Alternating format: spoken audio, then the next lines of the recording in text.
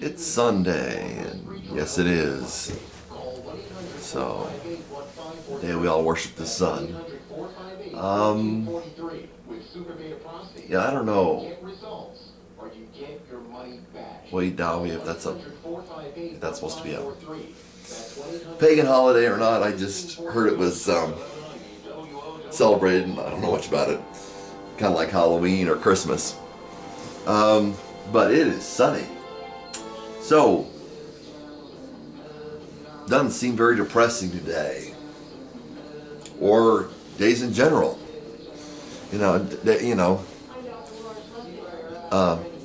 Laura Schlesinger.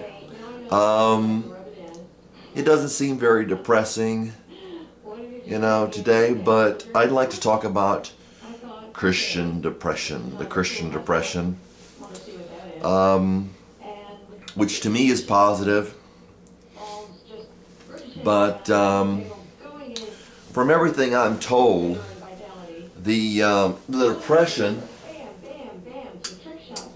we're going to have is going to be worse than the Great Depression, and the economy is going to continue to drop. And they say there's been, not according to the government says we've had about 3% inflation. They say we've had about 13, 15, something like that, 17, about 15% inflation, which explains why when I go to the grocery store that that when I go to the store and something was 99 cents is now $1.20. That sounds about like 15% inflation. My aunt has noticed it. She's particularly sensitive to stuff like that.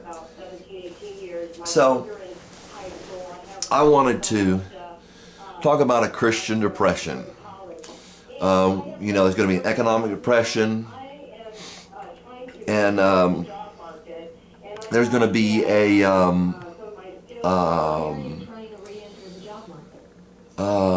probably, I'm sure that the government is poised to, as far as I know, and there seem to be definite indicators, stuff that I've researched myself, stuff that I've heard on YouTube, that the government will, at this time, will try to dominate American society. Now, people who don't know how the government tries to dominate have probably not been in its sights, or at least the boon has not fallen.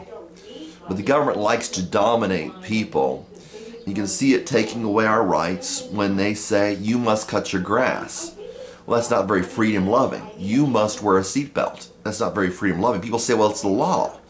Well, we forget, and this is especially hated among not all, public officials, but many public officials, especially those high up. As Janet Reno said, she dislikes people who refer back to the Constitution. George Bush called it a goddamn piece of paper. So, whether it's old or not is not the point. It's the best system. If you don't know this, then maybe you should check it out a little bit. It's the best system we have, guaranteeing our rights. People say, what does the law of the Constitution mean? The law of the Constitution is to restrict government, just as we have been taken advantage of in the past by the English government. Basically through the same thing we're having now, problems with the banks taking over. And, you may consider me ridiculous and a liar, and I'm not, but I'm not lying to you. And you may consider me a fool, but that's quite unfortunate. Just because I wear a hat or because I wear glasses, sunglasses, it's getting really popular. I want to be cool.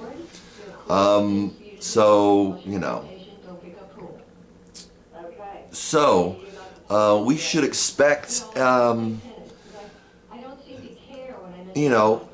to take more strides, because when I was growing up, you didn't have to wear seatbelts. There was a time that there was no speed limit on the roads. You realize that.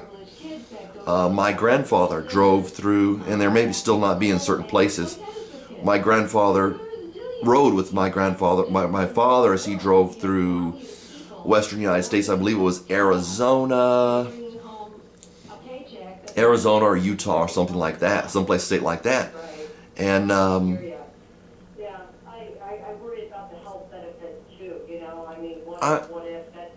I believe he said in certain places there wasn't a speed limit and there were no cops and everything, so they keep on driving what they wanted to do, which is what freedom is. If there's one thing this government supposedly gives us is freedom, but they are completely willing to take that from us because there is a desire for imperialism. I don't want to break into anybody's political, I don't want to shatter anybody's political paradigms because then they might not listen to me. But, you know, we are an imperialistic society with a veneer of a democratic republic. And, you know, there are people who want to challenge me on that and disagree with me on that. You know, you can't disagree with something if you don't have the information. You can't support something without the information. The information is available. If you want to look it up, that's fine. If you don't want to look it up, that's also fine. But during this time where the government will probably take, you know, greater action, and people should investigate that, because there's a lot I'm not telling you, because you have to see it for yourself to believe it. You know, where the government is becoming more military, more militaristic, and is going to become even more domineering, I believe, in the future. Seeking the economic depression to help that happen. We're based on a dollar, on a money system that is not constitutional. The Barack Obama's, as well as the first one who did it, Theodore Roosevelt, I think it was Theodore Roosevelt, or Franklin Roosevelt, I believe it was Theodore Roosevelt, who started during the last Depression making basically presidential edicts. I'm blanking out on what you call them now, but basically presidential edicts, and saying, you know, it's by order of the president. You know, his view was that if it wasn't written that you couldn't do it in the Constitution, the president couldn't do it in the Constitution, then he could. Well, does that apply to me? If it's not written in the Constitution and I can't do it, then I can, because that's what the Constitution is for. Individual freedom of everyone, rather than individual freedom of, you know, your il duce, or, you know, the leader, or whatever, you know.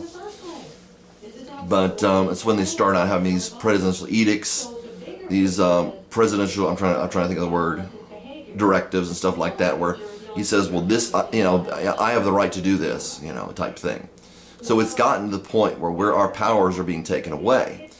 I'm seeing an economic depression, you know. I'm not, you know, I'm just seeing it because the information that is available to everybody is, you know, that's coming. I'm seeing government takeover, more so of the society already. And I'm seeing a Christian depression, where, what I'm calling a Christian depression, where, you know, the people are going to, you know, their standard of living will probably will definitely significantly drop. Where people may not have, you know, as it happened in California, may have rolling blackouts because of the decisions, or the decisions that Barack Obama has already made with regard to, you know, putting the coal industry out of business. So we're going to have to get our coal from somewhere. It'll probably be imported. Best case scenario, price of electricity is going to go way up because it's based on coal predominantly.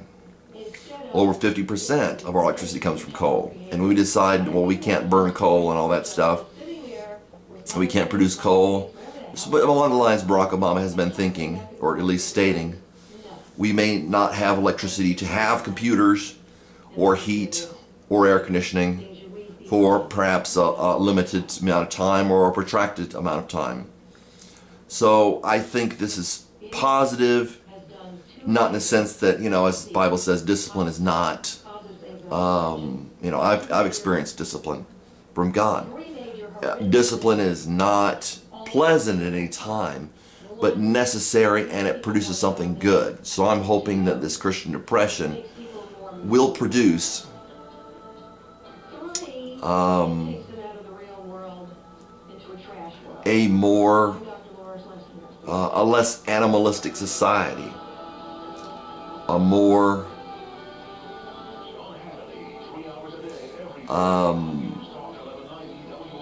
a more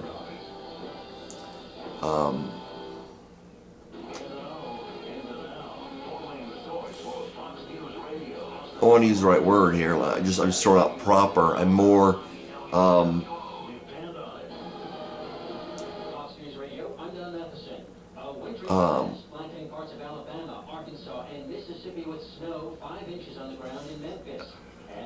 a more